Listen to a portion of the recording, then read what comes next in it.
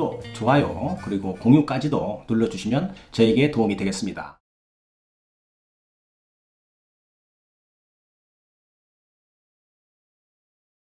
안녕하십니까. 언제나 새로운 소식, 유익한 정보, 그리고 확실한 결론까지로 교통사고 피해자에게 도움드리는 육장TV입니다.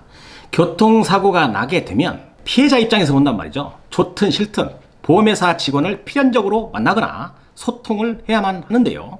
이때 미리 준비가 안 된 상태에서 전화를 받는다든가 또 만나게 되면 말이죠. 피해자 입장에서 본다면 손실을 볼 수도 있는데요. 즉 보험회사 직원과 밀당은 어떻게 하면 나에게 유리한지에 대해서 알아보고 또 설명드리는 시간을 갖도록 하겠습니다.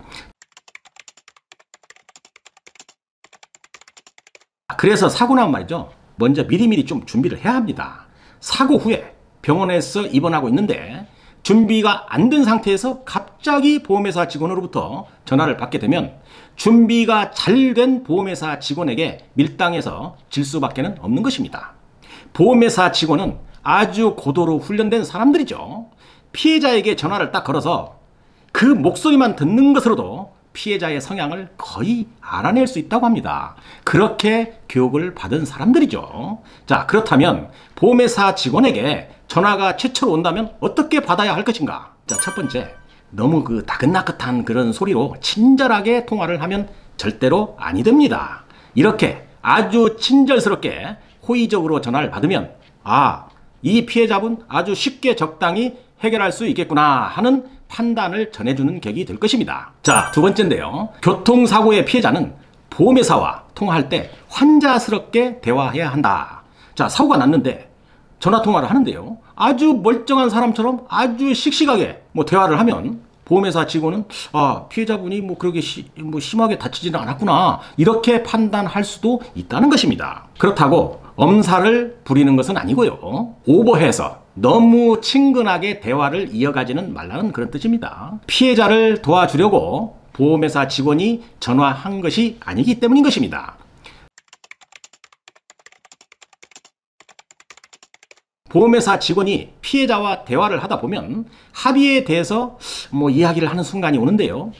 이런 식으로 이야기를 합니다. 고객님, 위자료하고 말이죠. 일시수익하고 향후치료비 이렇게 해서 약 한 78만 원 정도가 계산이 되는데요. 지금 합의를 하시면 제가 한 100만 원 맞춰 드릴 테니까 합의하시죠. 자, 이렇게 대부분 이야기합니다. 처음 제시하는 이 금액이 합당한 금액일까요?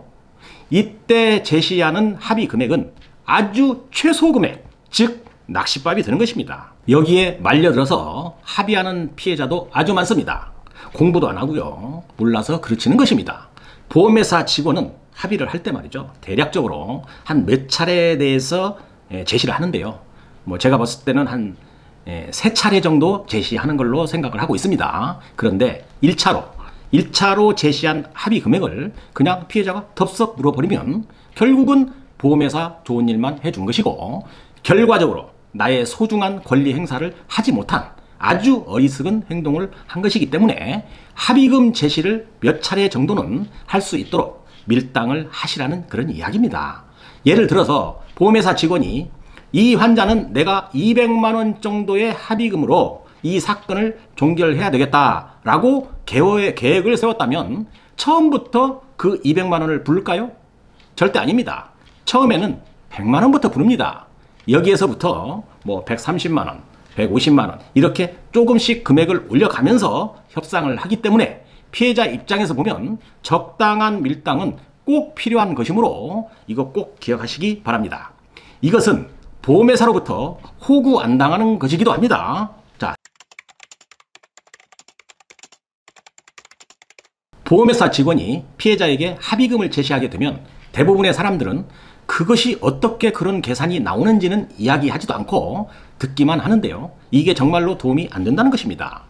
담당이 금액을 제시를 하게 되면 어떤 명목이 얼마 정도 책정이 되었고 어떻게 그런 금액이 형성되었는지 따지면서 하나하나 파고드는 그런 협상을 해야 하는 것입니다. 보험회사 직원도 사람입니다. 자기가 다루기 쉬운 환자보다는 그래도 좀 깐깐하고 뭔가 알고 있는 듯한 환자에게 약할 수밖에 없는 것이고요. 좀 더 합의 금액을 더 해주는 게 그동안에 제가 상담해 주었던 경험에서 얻은 결과이기 때문에 유지하려는 왜 그런 금액이 책정되었는지, 일시일수익은 어떤 기준으로 그렇게 되었는지, 또 향후 치료비는 왜 그 정도밖에 안 주게 되는지, 이런 것들을 물어보면서 보험회사 직원을 적당히 피곤하게 할 필요가 있다는 것입니다. 자, 그렇게 되면 담당 직원은 이거 안 되겠다 하면서 좀 더 합의금을 좀 상향해서 산정을 해서 자신이 회사에서 결제받을 수 있는 최대 금액의 합의금을 주게 되는 것입니다. 자, 이것이 밀당인 것입니다. 보험회사와의 협상에서는 침묵이 금이 아닌 것입니다. 보험회사 직원이 합의금을 산정할 때 향후 치료비를 더 주겠다고 하는 게 일반적인데요. 보험회사 직원의 멘트는 이렇습니다. 대부분 정형화되어 있는데요. 고객님, 합의하시고요. 병원에 일일 치료하러 가면 의료보험으로 10,000원 정도면 충분히 치료를 합니다. 제가 일일 하루에 20,000원 정도를 적용해서 앞으로 2주 정도 통원 치료할 수 있게끔 치료비를 드리겠습니다. 자, 14일인데요. 28만원을 향후 치료비로 더 드릴 테니 합의를 하시지요. 크게 배려하는 척 하면서 이렇게 이야기를 합니다. 자, 맞을까요?